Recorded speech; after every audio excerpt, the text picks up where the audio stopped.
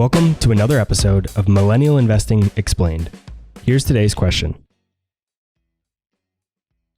One of the things I really like about your story, and I think you're a great example of what's possible for many people who are looking to get started investing in real estate, since you were doing all of this while you worked full-time and had a family. How does someone find time to analyze deals and then go through all of the steps to purchase the property while working full-time and having other responsibilities that require a lot of their time? When you ask it that way, I guess I have to say the first step is you have to lose your mind, right? It's in all seriousness, it's just about prioritization.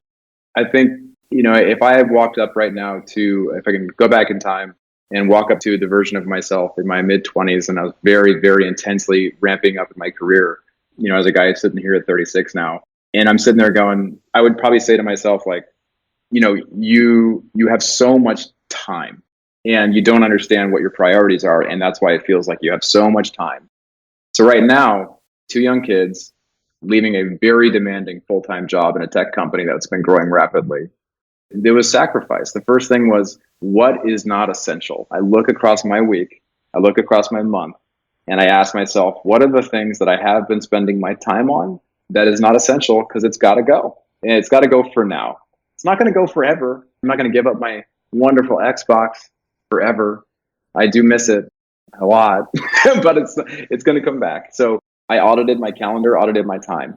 And when you have young kids, this may not resonate unless you have kids, but I'll say I have to get up early to actually get work done. So that means for me, not everyone has to do this, but I was waking up sometimes at 4 because that was before they'd wake up. So I woke up and hustled hard. And that means sometimes I had to set an alarm to go to bed. I had to make sure I went to sleep early enough so that I could then get up the next day and be able to be mentally focused enough before I touched anything related to my day job. And I was prioritizing ruthlessly. So ruthless prioritization is really the first key. I mean, I think the other one, though, just to call this out, my wife is also my business partner, as I've mentioned so far. I think the alignment with your significant other, if there's a significant other in your story, like if it's a spouse, if it's a boyfriend, girlfriend, you got to talk to them openly and figure out, like, what are you going for? Like, what are your goals? Because you need that support system.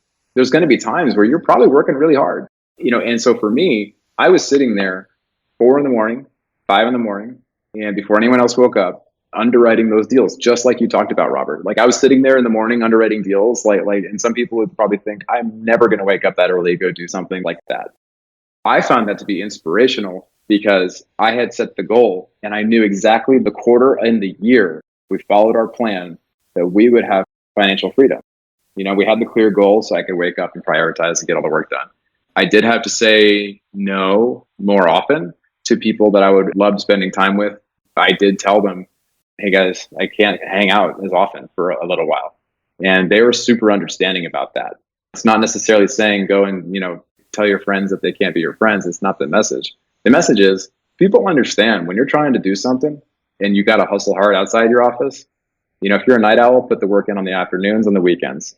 I gave up, or I should say I swapped my hobbies for this and I made real estate my hobby. So I went all in. You kind of have to give yourself a brain transplant of sorts to do that. I read 24 books. I listened to 400 podcasts, and I'm not making those numbers up. You got to rewire the way you think, and then suddenly your priorities will shift. We could probably talk ad nauseum about tactics like time blocking, because I do that religiously. I have to integrate 4 different Google calendars into one unified view, and there's all that other stuff that you can do. But it's really those things: prioritization, alignment with your significant other, and making sure that your tribe, the people in your life, understand what you're going for.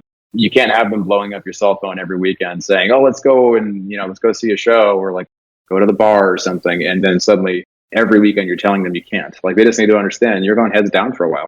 And it's going to be that way for a while. So don't take it personally. And the real friends will understand that. Yeah, I completely agree that prioritization is such a big key of it. And I think the other component, at least for me, is passion.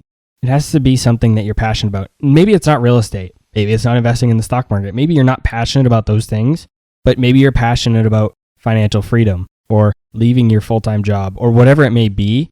And you just need to have something around this mission that you're passionate about. When you couple passion with prioritization, then anything is possible. And you won't find it hard to wake up at 4 or 5 a.m. Exactly right. I mean, I am not a morning person. I am forced to become one because of my kids. But I am not the person that just springs out of bed and says, let's take on the world. But suddenly I became that with the clarity of purpose. It sounds corny, but if people think that goal setting is corny and purpose-driven stuff is corny, they're probably going to really struggle to ever achieve like a level of knowledge or a level of hustle that they want, because it has to be taken seriously. Find a way to take yourself a little more seriously, because I think you're worth it, as corny as that might sound.